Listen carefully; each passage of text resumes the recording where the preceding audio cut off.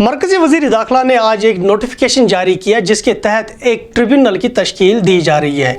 इस ट्रिब्यूनल का मैंडेट है कि वो इस बात का फैसला करेगी कि शबीर शाह की जमात Jammu Kashmir democratic freedom party पर पाबंदी आयद कर दी जाए या नहीं। इस ट्रिब्यूनल की सदारत जस्टिस सचिन दत्ता करेंगे जो इस वक्त दिल्ली हाई कोर्ट में तैनात है।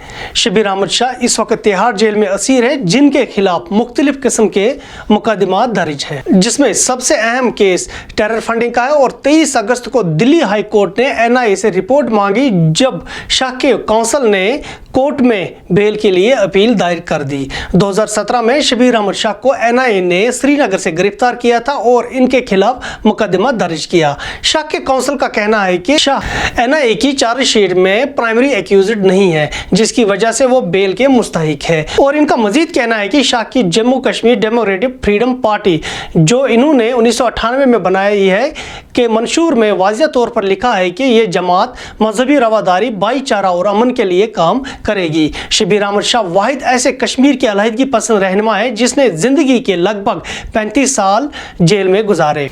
15 दिन पहले वज़ीर दाखिला ने एक नोटिफिकेशन जारी किया जिसके तहत इनकी सियासी जमात को 5 साल तक पाबंदी आयद करने की सिफारिश की गई और इस पर अपना फैसला एक ट्रिब्यूनल जस्टिस सचिन दत्ता की सदारत में लिया जाएगा।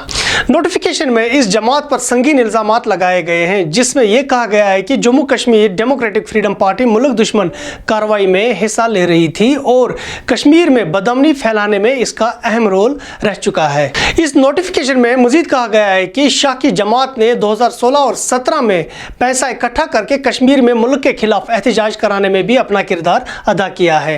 2019 के बाद मरकज ने अलहदगी पसंद रहनुमाओं और उनकी जमातों के खिलाफ शिकंजा कसा हुआ है और लगभग तमाम इन लीडरान को सलाखों के पीछे धकेला। इनकी बेशतर जायदादों को भी मुंजमद कर दिया गया है। यासीन मलिक जो जम्मू कश्मीर लिबरेशन फ्रंट के चेयरमैन है को इंसदाद दहशतगर्दी की अदालत ने पहले ही उम्र कैद की सजा सुनाई, जबकि जमात इस्लामिया के साथ साथ इनकी जमात पर भी पाबंदी आयद कर दी गई है। जमात के अक्सर लीडरान भी इस वक्त जेलों में कैद है। दीजिए अपने मेज़बान आसिम मोहिद्दीन को इजाज़त। खुदा हाफिज़।